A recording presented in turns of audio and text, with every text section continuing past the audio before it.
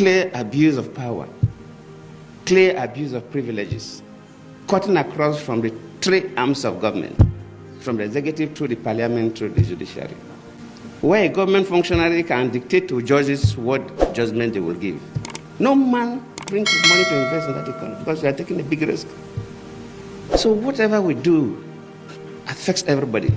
Former President of the Federal Republic of Nigeria, Goodluck Jonathan, has rebuked Bola Ahmed Tinubu and called the declaration of state of emergency in Rivers State as a clear abuse of power, and has called everybody who is involved to revisit the drawing book, revisit history, because this is a clear abuse of power. Goodluck Jonathan, who ruled Nigeria after the death of Musa Yar'Adua, has said that it is easier to wake somebody who is sleeping than waking somebody who is pretending to sleep.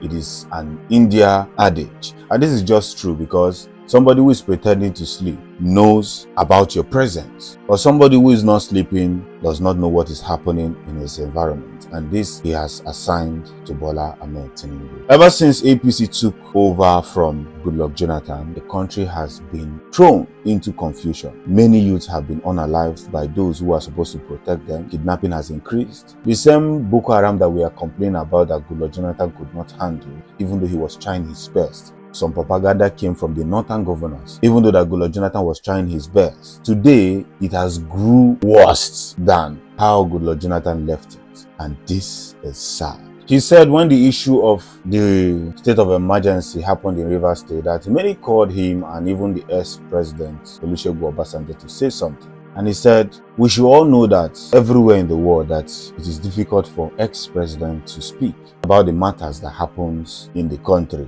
presently or previously. And equally added that why is it our passports cannot attract international investment? Why is it that our people are disrespected the moment they see Nigerian passport in international airports? He said it's not because of the 419 or the Yahoo boys, of course, that they are part of the problem. But the truth is that some of the decisions that are made by the executive arm of government, judiciary arm of government, and the parliamentary system of government affects every Nigerian. That a country where the president or the leaders could dictate for the judiciary on what to say is a failed country, and we are now seeing it, and it's going to start affecting our children because we have failed to correct this very mayhem that is already happening. Eventually, it's going to affect our children. For those of them who are already transporting their children outside the country, do not know that in the generation to come, that their children may find themselves back in Nigeria. Goodluck Jonathan equally said that in the future, we should have two big buildings, mighty buildings in Abuja, where those who destroyed Nigeria, their pictures